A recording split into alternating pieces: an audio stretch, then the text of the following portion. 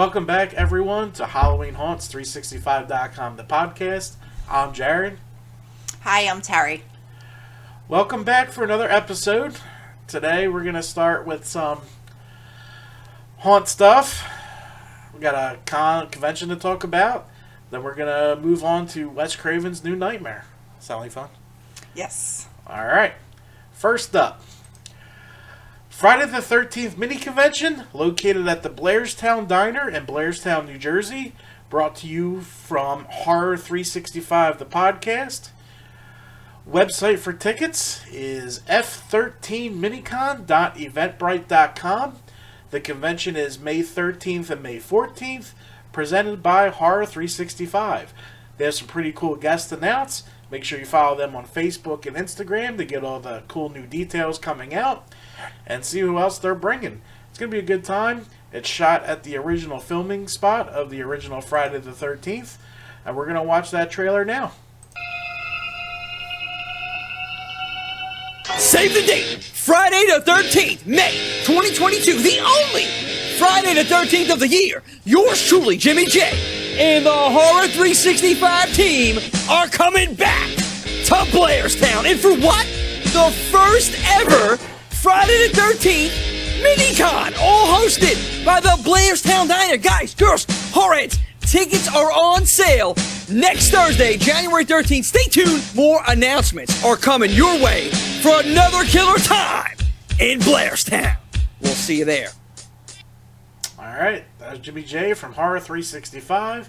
Him and Brian do a fantastic job breaking down some horror movies, and they go into some horror movies I've never even seen. So it's a good show. Hop over to their podcast. Hop over to Eventbrite to buy those tickets. They're going to sell out because, like I said, it's a small convention. They're going to sell out. They're also going to fill up pretty quick. Yes. We'd be on our way over to set up a table, but we'll be in Vegas. And it's the only Friday the 13th.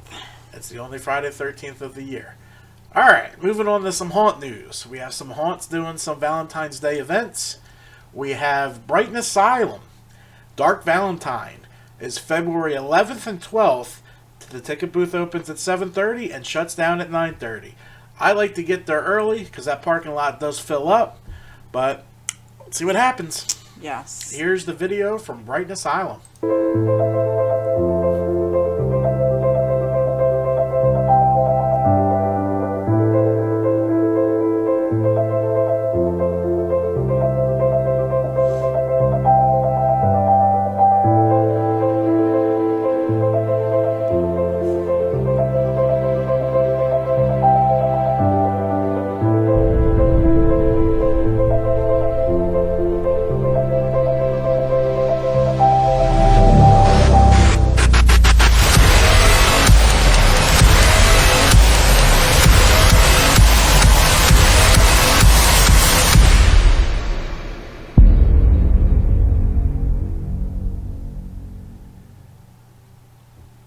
That looks like a good time to bring the date and scare the shit out of her.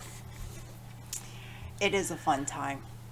I like their after season events. They do a good show. It's still fun. It's still as much fun as in the season. All right, moving on. They Are Not Alone. We have Field of Screams. Valentine's Day Haunt is February 12th. The parking lot opens at 5:30. Ticket booth opens at 6. But you can also get your tickets online.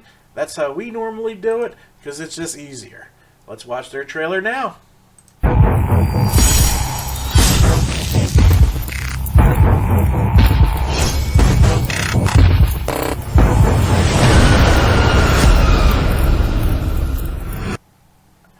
Pretty cool. The Den of Darkness and Frightmare Asylum will be open for that haunt. I think tickets start at $30, which isn't bad for those two houses. No. They have the VIP upgrade for $15, so it's definitely worth it. It's definitely a fun time. Yep. I know their Christmas special kind of blew the doors off what they were expecting, so I'm sure we'll see the same there. Next up, 13th Hour Haunted House has a Valentine's Day event on Saturday, February 12th, starting at 7 p.m. Go to 13thhour.com to grab your tickets now. all 3 attractions will be open. That's awesome. That is. I don't remember what the ticket prices are there, but check out the link and it'll be that easy. This isn't really their Valentine's Day, but it's a good video to show what they have to offer. It's actually growing in our site as becoming a top contender. We've had a lot of fun the last 2 times we were there. Yes. So let's go to the video. Good time.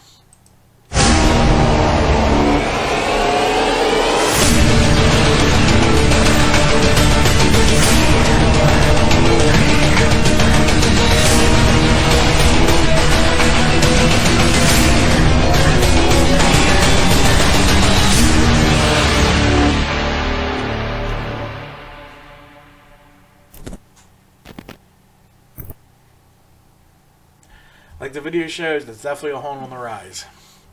Yes. They're definitely doing a good job. Alright, so today we are diving in to Wes Craven's New Nightmare. This film was directed by Wes Craven. It received 6.5 out of 10 from IMDb, 80% on Rotten Tomatoes, and 64% on Metacritic, one of the highest scored Nightmare entries. Wow. I did not know that. Correct. It was released October 14th, 1994, with a budget of $8 million. The movie did just under $20 million. I think it was like 19.8. Wow. Pretty good. They made their money. They did. Let's get into our deep dive now. The plot goes like this, according to Wikipedia. And of course, you know I like to add my 2 cents into it. Heather Langenkamp lives in Los Angeles, California, with her husband Chase and their young son Dylan. She is recognized for her role as Nancy Thompson from the A Nightmare on Elm Street film series, before focusing her career on television. One night, she has a nightmare that her family is attacked by a set of animated Freddy Krueger claws from an upcoming Nightmare film, where 2 workers are brutally killed on set. Waking up to an earthquake, she spies a cut on Chase's finger exactly like the one he received in her dream, but she quickly dismisses the notion that it was caused by the claws. It was a new hand. It was mechanical. It was a really cool scene. It's one of our favorite scenes. I'd love to show it to you, but copyright infringement. You can easily hop on the internet and find it. We'll eventually get there with that stuff, but right now we're just going to keep it vocal and keep it moving. The claw's really cool. It has the thumbnail, which I think would hinder movement more than anything, but regardless, it was cool seeing the claw after so many years. Heather receives a call from an obsessed fan who quotes Freddy Krueger's nursery rhyme in an eerie Freddy-like voice. This coincides with a meeting she has with New Line Cinema, where she is pitched the idea to reprise her role as Nancy in a new Nightmare film, which, unbeknownst to her, Chase has been working on. She returns home and sees Dylan watching her original film. Nancy interrupts him, and Dylan has a strange, traumatizing episode where he screams at her. The frequent calls and Dylan's strange behavior cause her to call Chase. He agrees to rush home from his workplace at Palm Springs, as the 2 men from the opening dream did not report to work. Creepy. Chase falls asleep while driving and is slashed by Freddy's claw and dies. His death seems to affect Dylan even further, which concerns Heather's longtime friend and former co-star, John Saxon. He suggests she seeks medical attention for Dylan and herself, as she has a nightmare at Chase's funeral in which Freddy tries to take Dylan away. That funeral scene was awesome. I was just going to say that. That Not was only so cool. was it scary, but it had a lot of the old cast in there. Yes. Like Ron was in it. We'll get into that later, because I think I have a list of who was at that funeral. Dylan's health continues to deteriorate. He becomes increasingly paranoid about going to sleep and fears Freddy Krueger. Even though Heather has never shown Dylan her films, she visits Nightmare creator Wes Craven, who admits to having precognitive nightmares that the films captured an ancient supernatural entity. The entity is freed after the film series ended with the release of Freddy's Dead: The Final Nightmare. In the Geist of Freddy, it now focuses its primary foe on Heather, as Nancy, as killing her will allow it to enter the real world. Robert Englund, who portrayed Freddy in the films, also has a strange knowledge of it, describing the new Freddy to Heather, then disappearing from all contact shortly thereafter. Freddy. Following another earthquake, Heather takes a traumatized Dylan to the hospital, where Dr. Hefner, suspecting abuse, suggests he remain under observation. Heather returns home for Dylan's stuffed dinosaur Rex, while his babysitter Julie tries unsuccessfully to keep the nurses from sedating the sleep-deprived boy. Dylan falls asleep from the sedative. Freddy brutally kills Julie in Nightmare 1 type fashion, where she's dragged up the room. That was so cool. I really did like that doctor. I mean, she played an asshole, but she was good. She was good. She was good. Capable of sleepwalking, Dylan leaves the hospital of his own accord while Heather chases him home across the interstate as Freddy taunts and daggles him before traffic. Upon returning home, Heather realizes that reality starts to overlap with Freddy's make-believe realm, with Saxon as Nancy's father Don Thompson and her street, the exterior of her house, and her clothes have all transformed into Nancy's. When Heather embraces Nancy's role, Freddy emerges completely into reality and abducts Dylan to his world. Heather finds a trail of Dylan's sleeping pills and follows him to a hellish construct of Freddy's boiler room. Freddy fights off Heather and chases Dylan into a furnace. Dylan escapes the furnace, double backs to Heather, and together they push Freddy into the furnace and lighting it, destroying both the monster and its reality. Dylan and Heather emerge from under his blankets, and Heather finds a copy of film's events and a screenplay at the foot of the bed. Inside is written, "Thanks from Wes for defeating Freddy and playing Nancy one more time." Her victory helps imprison the entity of the film's franchise fictitious world once more. Dylan asks if it is a story, and Heather agrees before opening the script and reading from its pages. I like this movie. I was just going to say that. I really liked the movie. This is kind of the first time they brought that meta aspect, which Wes Craven kind of designed, and brought it to full-on meta in Scream. Yes. Yeah. He's the creator of Scream. But this movie really wrapped up Wes Craven. I mean, even the poster's great. I'm not entirely happy with the killing of how they killed Freddy, with some weird nursery rhyme, because it was about the two kids and the witch. I forget the name of that nursery rhyme right now. But, I mean, overall, it was good. It was good. Should we go to our scoring now, or should we continue? Let's go do the scoring. All right, we will get to the scoring. Let's see what we got. All right, so for the cast, we decided to go with 5 blood splats. The cast was awesome. Wes Craven was great in it. Robert Englund was great in it. Even Bob Shea did a good job feeling creeped out with the phone ringing. Yes. Sarah Reiser was in it. There was no Talalay, though. I was really weird not seeing Rachel Talalay. I don't know if she had anything to do with this movie. I'll have to look that up. But, I mean, everyone played a good role. It was nice seeing some of the original cast back, like I said, in the funeral and everything. But the cast definitely deserves 5 stars. 5 blood splats. Fear, it's one of the scarier ones. The creepy image of crawling through the coffin, the death scene with the father, a lot of creepy stuff with this. The scenes with Dylan, let alone. Yeah, him about to die off the top of the jungle gym. Yes. Ugh, it will irk every parent. Plot, we went a 4. This could have been a 5. It wasn't just for the Hansel and Gretel theme. That's it, Hansel. Yep. I mean, I think there could have been a more powerful way to kill Freddy. The layer was a little over the top with the 7 sins and everything. Just too much. But 4 is good. Score, a 3. Really no music attached to it. They brought back some of the original music from 1. And 1 had a good score, but there wasn't anything added to it. It was mainly just instrumental. Mm-hmm. Nothing really to remember. No. Special effects, we're going to go with 5. It did have some cool scenes. I mean, just the glove alone, the mechanical glove, when it went across the floor Yep. in the beginning and killed those guys. The with Chase, how it went into the fabric of the car. Good job. And I usually don't like the computer animation in horror movies, but this one did a good job. Yeah, they did.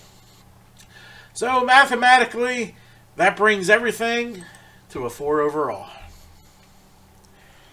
Yes. One of our highest scored. I like the movie. It's a good movie. We enjoyed the rewatch. After this, we're going to move on to Freddy vs. Jason, and then we're going to start a whole new universe. Yes. We're going to continue with the Conjuring universe, and we're going to do it in chronological order. So not theatrical order, but in the way the events happened. So I can't wait. That's going to be a good I time. love all those movies. We'll see. I don't think you saw The Nun yet, did you? I did not. Okay. Yeah. See how much you like it. You probably saw it on the I did. plane. I saw it on the plane. I'm on a plane a lot. Like a lot. Like a lot. All right. So, overall, 4. Great job, Wes Craven, again. You are so deeply missed in the horror community because we could really use your help right now. Not a lot's going good. Just look at Halloween Kills. And The Last Scream. Jesus. We'll do one of them soon. I think we'll do the Scream franchise after this one. Yeah, I would say so. Okay. Definitely. Yeah. And then after Scream, maybe we'll hop into Friday the 13th. There's only 50 of those, so. Well, by that time, it'll be haunt season, so we'll be busy doing reviews. Oh, good. Then we won't have to do it. Yeah, because you got to figure, we do once a week. I mean, I think we got one more of the Valentine's Day updates before I can stop because it'll happen. Yes. I got that written down now. And But then to go into the St. Patty's Day ones. Yes, St. Patty's. St. Patty's. Definitely going to go to Field of Screams for that one because it's just a good time. He has to drop kick. Murphy's playing. I hope so. You hear that, Jim? Gotta have the drop kick Murphys. Dropkick Murphys. All right, let's get back into the cast here. Robert Englund as himself and the entity, Freddy Krueger. Englund's performance as Freddy is notably toned down in this film compared to its predecessors, with less focus on comedic quips and more on the sinister aspect of the character. The Krueger costume was also altered to become darker with more organic makeup and a revised glove. In the film, Englund also plays himself as both an actor and painter.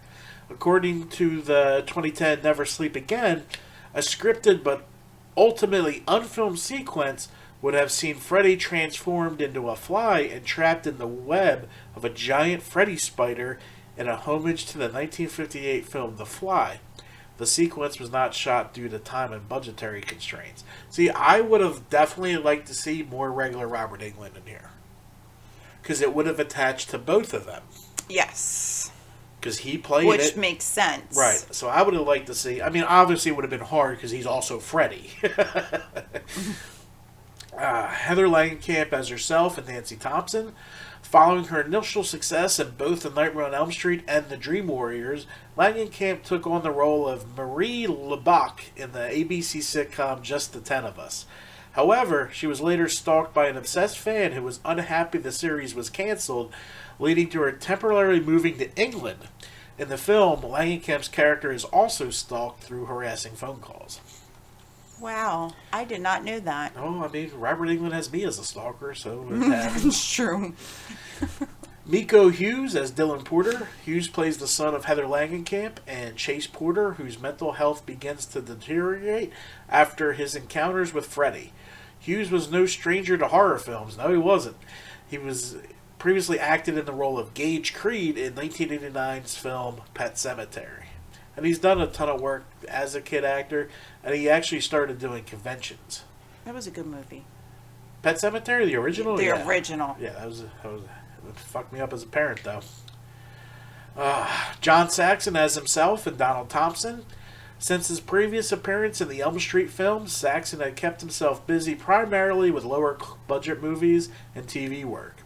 He was keen to appear in New Nightmare as he thought it likely to be the last film in the Elm Street saga. In the film, Saxon plays himself and gives on-screen daughter Langenkamp some advice about how to best treat her son Dylan. Tracy Middendorf, who was the biggest surprise, as Julie, the babysitter. I think she did great. She did good. Middendorf plays Julie, Dylan's babysitter, and Heather's best friend. According to Middendorf, in the Never Sleep Again documentary, she was created in part to act as a red herring regarding Heather's stalker, and I told you they set that up. The way she was looking at Dylan and Heather, kind of like they set everyone up in Scream. Yes. Same principle. God, Wes was a genius. Film editor Patrick Lussier revealed in the same documentary that Julie was originally scripted to be working as an avatar for Freddy, but this was ultimately changed to her being killed by him. Julie's death mimics that of Tina Gray from the original film, with the rotating room again being used to simulate Freddy dragging her across the ceiling. I wonder if they blew out any electric this time. David Newsom as Chase Porter. In the film, Newsom plays Chase Porter, Heather's husband and a special effects artist working for New Line Cinema. The role of Chase was originally offered to Heather Langenkamp's real-life husband, David Leroy Anderson, but he declined as it would be too close to the bone, because he's also a special effects worker. Yes, you did say that when we were watching it. I didn't realize that he was that too. Yep. Newsom recalled in 2010 how he looked nothing like a typical special effects artist who tend to be bigger than him with long hair. I would love to be a special effects artist. I wish I had that talent. Fran Bennett as Dr. Christine Hefner. Bennett, an accomplished film and theater actress, plays Dr. Hefner, who initially suspects that Heather may be inadvertently harming her child herself. Wes Craven named Bennett's character after former MPAA ratings chief Richard Hefner, with whom he had clashed many times over the censorship of his films. She brought the best line from the movie. I thought you haven't let him see your films. You don't need to see the films to know who Freddy Krueger is. Every kid who knows who Freddy Krueger is. And it's still true today, 2022. Wes Craven as himself. Director Craven initially scripted himself as a man driven insane by nightmares, who had cut off his own eyelids to stay awake and was being driven by Michael Berryman's character from The Hills Have Eyes. Craven decided to opt for a more comforting setting of being in an opulent house in the hills. What a turd! Robert Shaye as himself. Shaye appears as himself in order to convince Heather Langenkamp to take part in the new Nightmare on Elm Street film. Shaye would later remark in the Never Sleep Again documentary, I don't think I did a particularly good job, but I was okay. Shaye had previously appeared as a bartender in Freddy 2, a ticket salesman in Freddy's Dead, and a funeral minister in Freddy's Nightmares. I think he did good. He looked creeped out when the phone rang. Yes. Why aren't you answering your phone, Bob? Oh, that's why we pay people in here. It's such a good movie. Marianne Madalena as herself, Sam Rubin as himself, Sarah Reiser as herself, Claudia Haro as a New Line Cinema receptionist, Matt Winston and Rob LaBelle as Chuck and Terry, two special effects workers, Lynn Shay as Nurse with Pill. Shay played the teacher in the original film, and according to Never Sleep Again, was pleased to return as another generic public servant. Well, that's the sister of Robert Shay, and that's also the lady from Insidious. So she might have taken her a while, but she got her name into a franchise. Yes, she did. Because that franchise wouldn't be the same without her. No. Nick Corey came back as himself. Corey played Rod in the original film and is silently present during the funeral scene. Tuesday Night as herself, she played Kristen Parker in 4 and is silently present during the funeral scene. Production. Written under the working title A Nightmare on Elm Street 7, The Ascension, Wes Craven set out to make a deliberately more cerebral film than the recent entries to the franchise, which he regarded as being cartoonish and not faithful to the original scenes. The basic premise originated when Craven first signed on to co-write Dream Warriors, but New Line Cinema rejected it then. In New Nightmare, Krueger was portrayed closer to what Craven had always imagined Freddy to be, darker and less comical. To reinforce this, the character's makeup and outfit were enhanced, with one of the most prominent differences being that he now wears a long blue-black trench coat. In addition, the signature glove was designed for a more organic look, because it looked like it was muscles and everything. Yeah. With the fingers resembling bones and having muscles textures in between. While Robert Englund again plays the character, Freddy Krueger is credited as himself in the end credits. While earthquake scenes were already written into the film from the beginning, production of the film happened to take place concurrently with the 1994 Northridge earthquake in Los Angeles. As such, the production team decided to incorporate real footage of the earthquake's structural damage into the film. So all the scenes of the earthquake, Nancy driving by and everything. Craven had intended to ask Johnny Depp, whose feature film debut was in the first film, to make an appearance as himself, but was too timid to ask him. Upon running into each other after the film's release, Depp said he would have been happy to do it. Craven, why are you being a pussy? Just should have asked him. You're Wes Craven. Why are you being timid towards Johnny Depp? Jesus. Craven. We'll never know why. I don't know why that shit happens. I'd be asking. I'm also a dick, too. Yeah. I'm spilling my coffee everywhere, but that's alright. Moving on. Craven kept most of the wardrobe from the first film as souvenirs before New Line Cinema threw them all away, and reused some of it for New Nightmare. Notably, during the talk show stage scene, Englund donned his original Freddy costume except the original glove, which has been missing after the filming of the first film, and thus Englund was wearing a replica of it in one of the previous sequel films. Huh.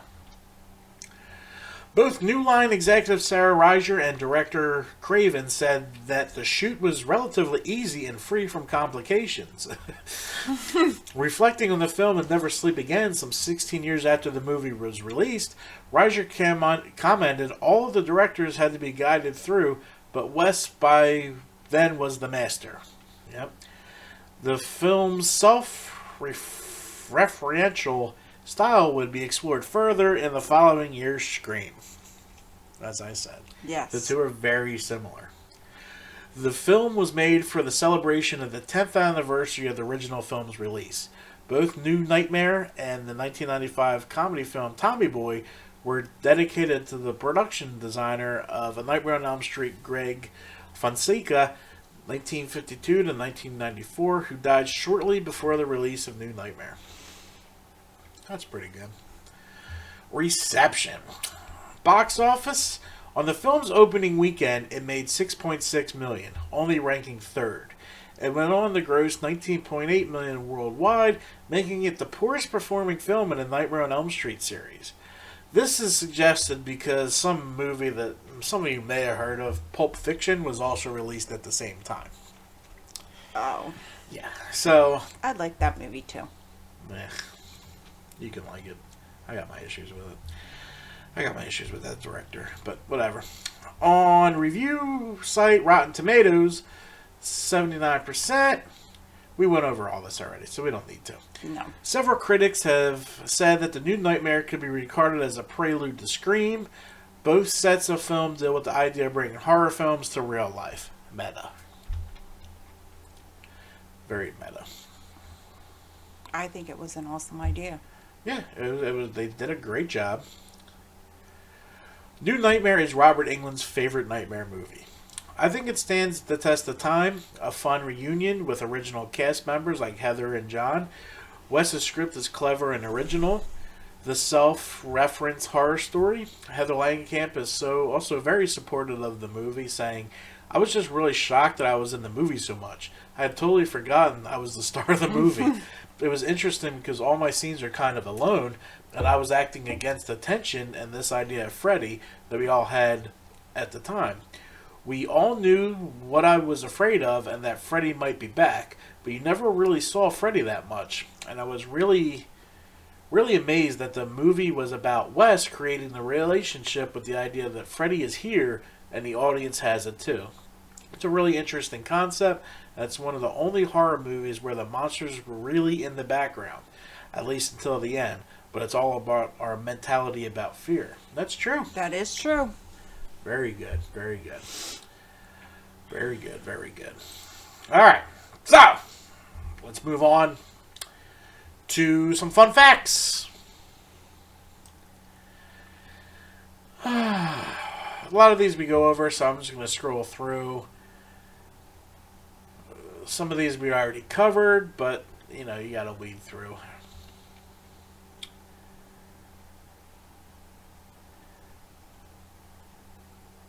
The television show appearance was inspired by a real encounter. According to Wes Craven, Robert Englund and I did an appearance together on public television in San Francisco area. It was about whether this kind of movie was bad for children or not. There were parents in the audience, and all the kids leaped to their feet and started chanting, "Freddy, Freddy, Freddy." I remember looking at the show, the parents, and they all looked horrified. That's something you would do as a kid. Oh, yeah. I had the same mask those kids had. Definitely. The basic premise of the film, Freddy invading the real world and haunting the actors and crew responsible for Nightmare on Elm Street films, was originally supposed to be 3, but the idea was rejected by the studio at the time. This film has no opening titles to blur the illusion of whether it's a film, a documentary, or something else. That's true. That is true. You have no idea. It kind of just starts. Yes. All right. I like the concept of it. Before making this movie, Wes Craven watched all of the Nightmare on Elm Street films. By the time he was finished, he claimed that he could not follow the storyline at all. He further regards the sequels to be weak compared to his original masterpiece. Well, of course they're weak. No one's you. No one's you. Mikko Hughes has kept the sewn-up Rex doll since filming. Rex Craven had an original copy without the scars. Wes Craven's daughter, Jessica Craven, appeared as a nurse. Oh, I didn't know that. The large rocket ship used in the park scene went into Mikko Hughes' backyard after his dad bought it. Oh, gosh. Oh, man. The bioengineered hand and the glove that Freddy uses in the film is actually derived from the artwork of the theatrical poster and video box cover of A Nightmare on Elm Street. Oh, yeah. Oh, yes, it is. So go ahead over to Google like that and just click Nightmare on Elm Street poster, but it looks pretty dope. I can't believe I never put that together. Look at me learning shit about Freddy on here. Who would have thought?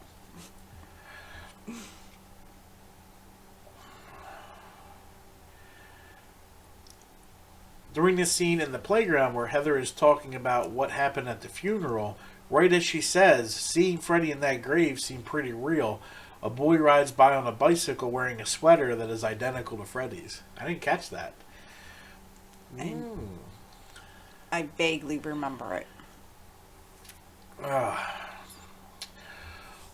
Wes Craven was looking to get a specific reaction from Mikko, and his parents said there was a way to make him cry.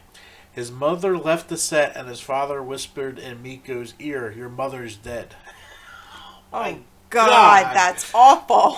And if he acted well, his reward would be a Happy Meal. Wes, you're a dickhead.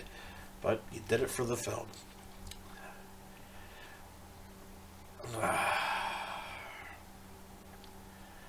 The scene where Heather is dialing Robert Englund's house number on the phone in her car, the music tunes that are played when she presses the button is the same as a Nightmare on Elm Street film. I did pick that up. Huh? The nurse, Lynn Shay, that gives Dylan the pills he doesn't swallow is Robert Shay's sister. We know that.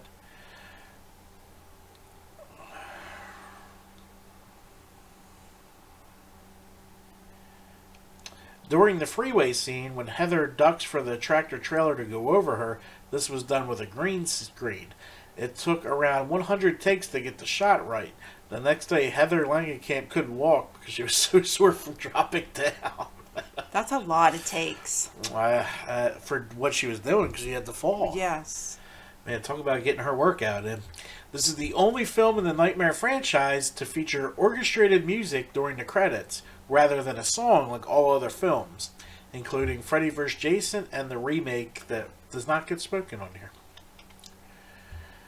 This is the first movie in Nightmare on Elm Street franchise that doesn't have any opening credits.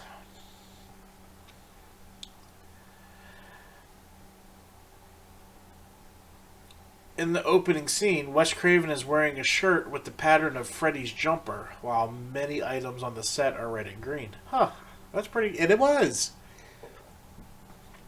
Look at that. At 1 hour and 52 minutes, this is the longest film in the Elm Street franchise.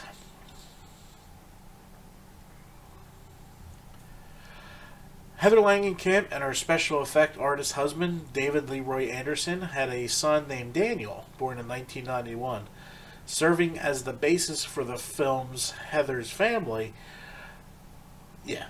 Tragically, Daniel died at age 26. Oh, that's sad. I didn't know that. As a result of a brain tumor. Oh, wow. The name Dylan is clearly spoken a whopping 103 times. That would be a good drinking game. Every time they say Dylan. You'd be on the floor before we got out of... Good Lord. A picture of Heather Langenkamp that was on John Saxon's desk in A Nightmare on Elm Street can be seen on the shelf in Wes Craven's house. Oh, I didn't see that. I didn't either. The original script described the new Freddy design as different as Tim Burton's Batman was to Adam West's Batman, as a huge hulking man.